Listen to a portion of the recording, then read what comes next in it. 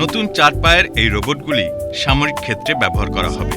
এগুলি বিপজ্জনক কাজ যেমন বোমা নিষ্ক্রিয়করণ, শত্রুদের মোকাবেলায়, গোয়েন্দা মিশন পরিচালনা, এমনকি যুদ্ধক্ষেত্রে কঠিন পরিস্থিতিতে লড়াই করতে পারবে।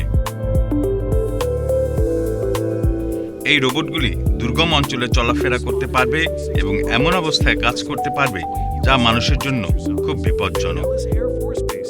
বিশ্বে বিভিন্ন ডিজাইনের রোবট তৈরি হচ্ছে। অন্যান্য কাজের পাশাপাশি আগামীতে সেনা বলতে ভূমিকা পালন করবে মূলত রোবটরাই, কেননা দীর্ঘস্থায়ী যুদ্ধ পরিস্থিতিতে বিরতি বা ঘুম বা খাবারের প্রয়োজন ছাড়াই একটানা কাজ করতে পারার সক্ষমতা তাদের অপরিহার্য করে তুলবে।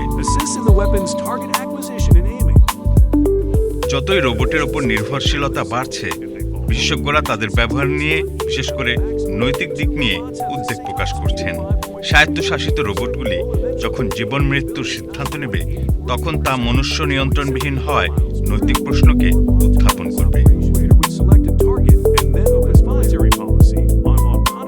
এছাড়া হ্যাকিং বা ত্রুটিপূর্ণ রোবটের মাধ্যমে যুদ্ধক্ষেত্রে অনিচ্ছাকৃত পরিণতি ঘটার আশঙ্কা তো থাকছেই।